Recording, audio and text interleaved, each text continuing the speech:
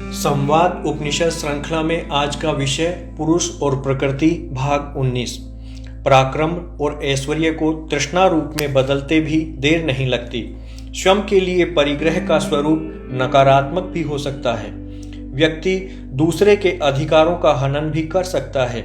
पत्नी सहनशीलता देती है, लज्जा का मार्ग प्रशस्त करती है।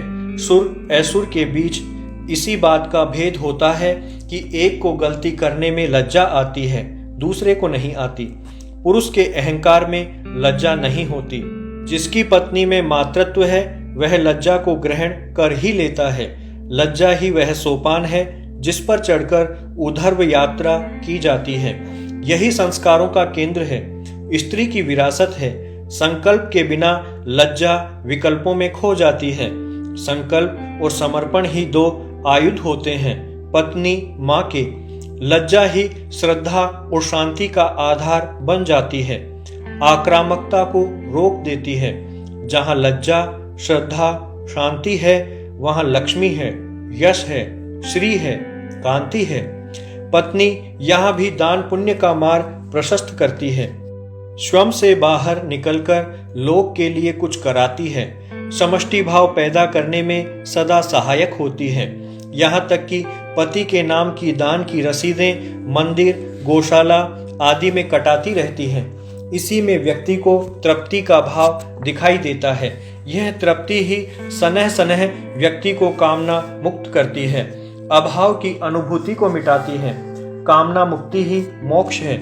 माया एक धारा का प्रवाह है, बहता ही जाता है। प्रवाह से पूर्व द्रवणता होना अनिवार्य है। यह मिठास से आती है, दया और करुणा से आती है।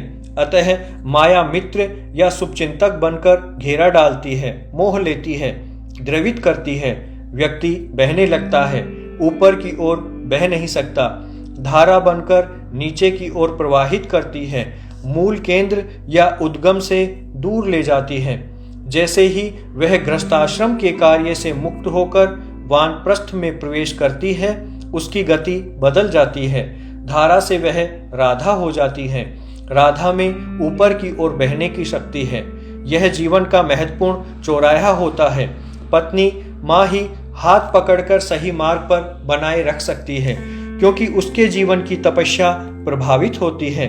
आने वाले जीवन में अनेक नई चुनौतियों का डर भी रहता है। अब तक हर चुनौती का सामना पति के साथ मिलकर करती रही है। पति यदि नई धारा में बहने की सोच ले तो उसी से संघर्ष करना होगा। वही धारा है, वही राधा भी है। वही मुक्त विचरण करते हुए जीव को आकर्षित करती है। माया का आवरण स्त्री स्वभाव की विशेषता है। अपने पुरुष को आवृत करने के लिए उसे कितना भी परिश्रम करना पड़े, कितने भी समझौते करने पड़े, वह सहजता से कर लेती है। पुरुष ऐसा नहीं करता। यही कारण है कि द्वंद्वात्मक सृष्टि का क्रम चलता है। ग्रस्त जीवन में इसी कारण ये पुरुष स्थायित्व का भाव देता है, दिशा निर्धारण का कार्य करता है। स्त्री जीवन की अंतरंगताओं और सूक्ष्मताओं को संभालती है। दोनों के योग से ही जीवन की सुचारू गति संभव है। परिवार के सदस्यों की इच्छा पूर्ति पुरुष का परम सुख है। पत्नी की इच्छा पूर्ति का प्रतिदान भी तो चाहिए, वह उसी को प्राप्त होता है।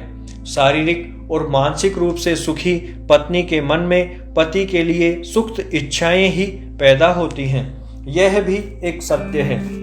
कर्मों का ही प्रभाव है जो व्यक्ति के मन को ढके रखता है, उसकी दृष्टि धुंधली कर देता है, उसको अपनी क्षमताओं का आकलन नहीं करने देता।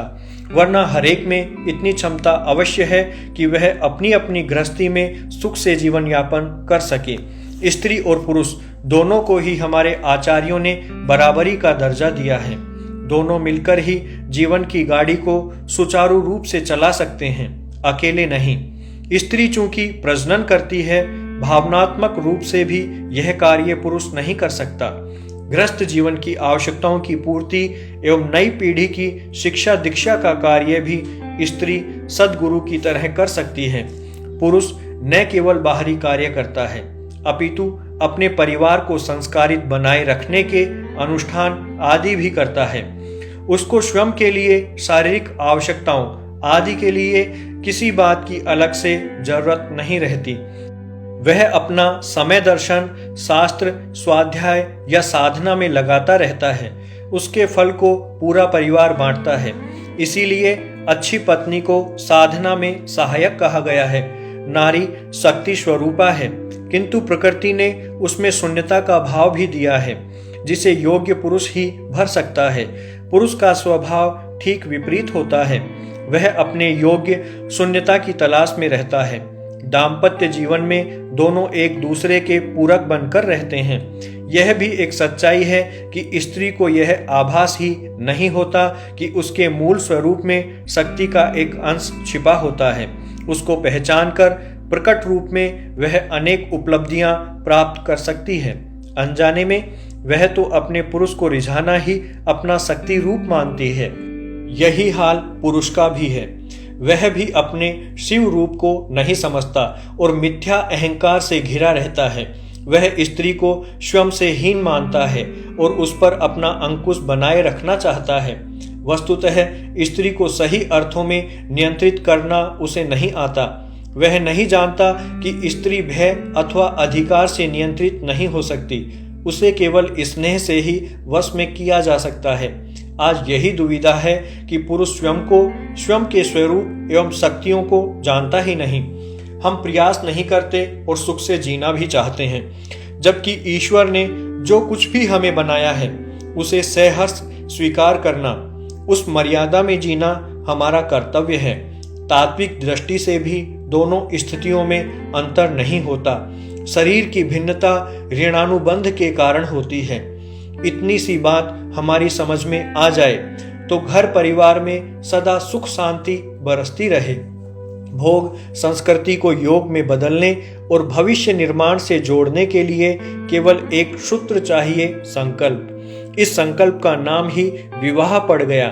बिना संकल्प के विवाह का स्वरूप टिक ही नहीं सकता। संकल्प भी नर और नारी दोनों का पूरक बनने के लिए, स्पर्धा करने के लिए नहीं।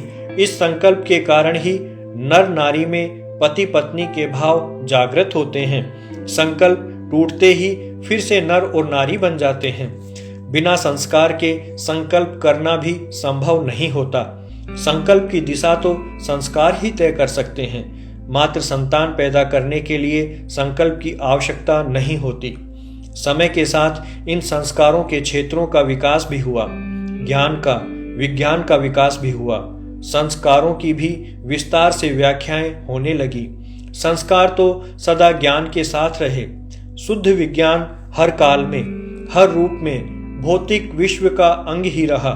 ज्ञान और विज्ञान आज पूरक न होकर विरोधाभासी बन गए। ज्ञान भीतर चलता है, विज्ञान बाहर। सृष्टि के नियम दोनों पर एक जैसे लागू होते हैं, फिर भी इतना विरोधाभास आश्चर्यजनक ही है।